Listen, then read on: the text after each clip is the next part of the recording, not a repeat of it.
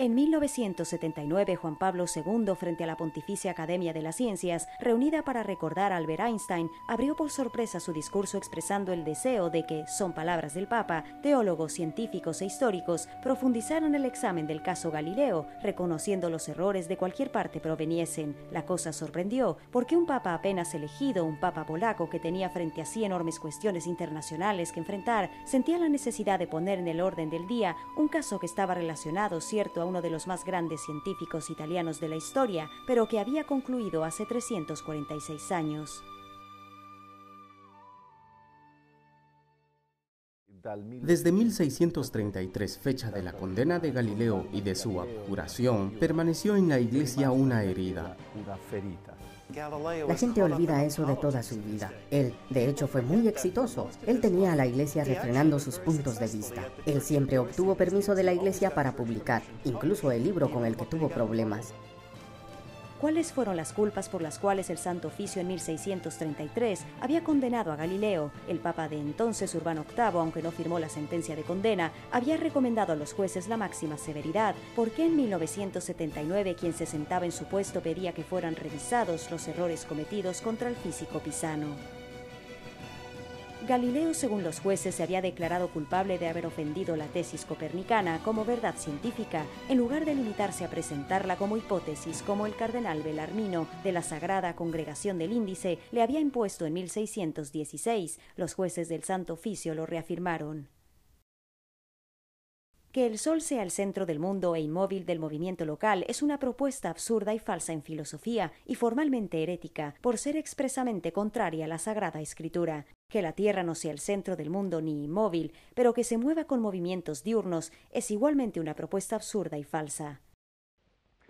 En el caso de Galileo, aunque el procedimiento era disciplinar, fue acusado de, considerado, dicen los jueces, vehemente sospechoso de herejía, no herético, sino vehementemente sospechoso, por haber defendido una doctrina que previamente con un decreto del Índice, no del Santo Oficio, había sido considerada contraria a la Sagrada Escritura.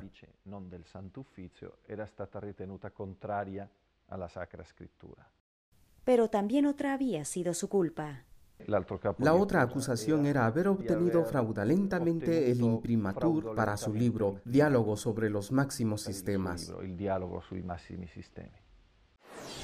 La sentencia sostenía que el autor del libro, en lugar de mantener una cierta equidistancia entre las posiciones que presentaba, se inclinaba claramente por la tesis del heliocentrismo. Solo una abjuración de estas tesis hizo que Galileo lograra una sentencia de cárcel formal, en práctica con el arresto domiciliario y con la obligación de rezar los 7 salmos penitenciales una vez a la semana. ¿Por qué este proceso, un proceso normal inquisitorio y por añadidura cerrado sin una condena de muerte del imputado, permanece actual para la Iglesia del siglo XX?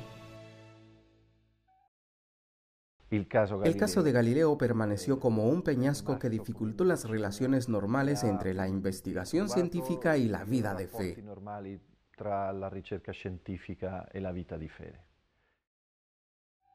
Una posible respuesta la encontramos en la Constitución Pastoral Gaudium Spes, recordada por Juan Pablo II en su discurso de 1979, que al resumir las tesis conciliares citaba claramente a Galileo en una nota a pie de página un artículo que decía: se ha concedido deplorar algunas actitudes mentales que a veces no faltan incluso entre cristianos, derivadas del hecho de no haber percibido suficientemente la legítima autonomía de la ciencia. El Concilio Vaticano II, por lo tanto, había querido evidenciar que retomar el caso Galileo significaba reconsiderar un acontecimiento relacionado no solo con un científico, sino con aquel que durante siglos se había vuelto un instrumento del anticlericalismo que había hecho un paladín contra el supuesto oscurantismo de la Iglesia. Juan Pablo II habló además del mito de Galileo que condujo a muchos a pensar que entre ciencia y fe existe una incompatibilidad de principio. Dos procesos diferentes estaban en curso. En Europa existía el problema de la reunificación de Italia, a la cual la Iglesia se había opuesto. El gobierno italiano, que era muy anticlerical, creó el mito que no se puede creer en la Iglesia porque está contra la ciencia. Por eso erigió una estatua de Giordano Bruno y cosas del estilo, cosa que ninguno había observado antes realmente. En América existía un tipo de política contra los inmigrantes. Existía un grupo en América que quería impedir a personas que tenían un nombre que termina con vocal, como yo, entrar en América. De este modo dieron vida al mito que la Iglesia era contraria a la ciencia. Y esto venía de la idea del siglo XVIII, que la ciencia puede resolver todos nuestros problemas y que no necesitamos de la Iglesia. Entonces la operación que en realidad pedía Wojtyła no era rever el proceso desde un punto de vista jurídico. Era necesario en un cierto sentido referirlo a la conciencia actual y reexaminarlo, no en el sentido de una rehabilitación jurídica, sino en el sentido de esa purificación de la memoria que algún año después de Juan Pablo II quiso para la Iglesia con ocasión del jubileo del año 2000. Ha voluto per la Chiesa in occasione del Giubileo dell'anno 2000. Poco más de un año después del discurso de Juan Pablo II en 1981, tomó cuerpo una comisión, la llamada Comisión Galileo, formada por 4 grupos de estudio que habrían profundizado el caso desde 4 puntos de vista diferentes: el científico epistemológico, el bíblico exegético, el histórico archivista y finalmente el cultural. No ha existido nunca verdaderamente una comisión entendida como un grupo de personas que trabajan bajo una dirección, con objetivos precisos y con un presupuesto asignado. Con un budget asignato. El estudio de la comisión duró más de 10 años. Sin embargo, a pesar del tamaño de estudio, se esforzó en traducir la petición de Juan Pablo II en una concreta estrategia de trabajo. Quizá habría sido mejor, como decía el padre Coine, director del grupo de trabajo científico, fijar objetivos concretos a la comisión.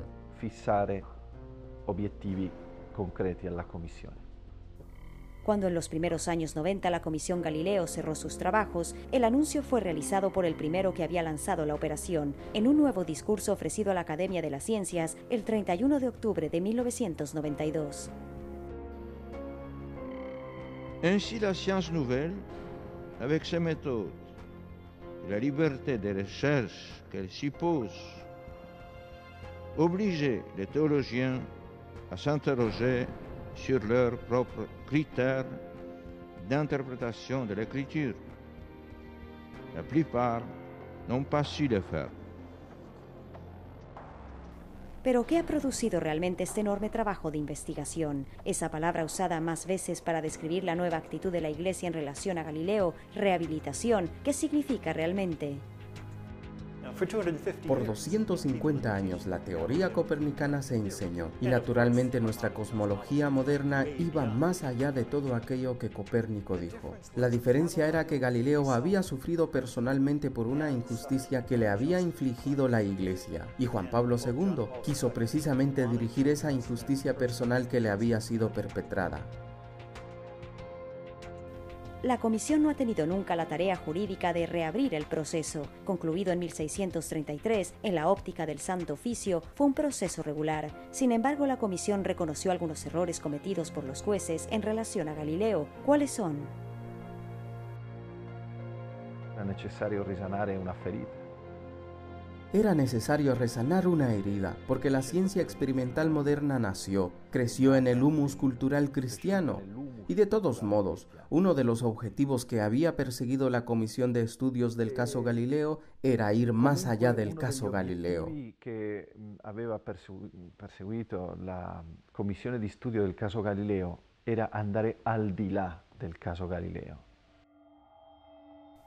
¿Qué resultados ha producido realmente esta comisión? ¿Ha cambiado y cómo las relaciones entre fe y ciencia? Muchas personas no saben mucho de la Iglesia, no saben mucho de ciencia y piensan que Galileo es el símbolo de la Iglesia que odia la ciencia. Y esto fue un paso muy importante y específico que se ha realizado, que hemos realizado para mostrar que no es verdad. Nosotros honoramos a Galileo como un científico maravilloso y un maravilloso hijo de la Iglesia. De los hechos de la comisión aprendemos que existió la propuesta de ofrecer un protocolo que fijara líneas guía claras dentro, que colocara la relación entre científicos y teólogos, para evitar en el futuro nuevos casos Galileo. Este documento nunca vio la luz, pero cierto es que la Iglesia tiene las ideas muy claras sobre cómo mirar el progreso científico. Creo que la lección è stata imparata. Creo que la lección ha sido aprendida. El concilio reconoció la autonomía de las realidades terrenas que son dotadas por el creador de un orden propio de consistencia. Por lo tanto, el investigador hace su trabajo buscando descubrir el modo en que funciona la naturaleza, sobre el cual el teólogo, a priori, no tiene nada que decir. Debe buscar integrar los datos que ofrece la ciencia natural dentro de una visión más amplia. Integrare i dati che offre la scienza naturale all'interno di una visione più ampia. El 25 de mayo de 2000 se llevó a cabo el primer jubileo de los científicos de la historia. Además, precisamente en esos años nació un proyecto, Ciencias, Teología y Pregunta Ontológica, que reúne a científicos y teólogos que pretenden llevar y discutir las cuestiones unidas al progreso de las ciencias y de las tecnologías a las aulas de filosofía y teología de las universidades pontificias. Pero ¿está verdaderamente cerrada la cuestión Galileo? ¿Qué hay dentro? Hemos aprendido el caso Galileo, hemos aprendido de ese error, y con independencia de cómo se ponga. Lo que ocurrió a Galileo fue un error por parte de la Iglesia, uno por el cual la Iglesia necesitaba pedir perdón.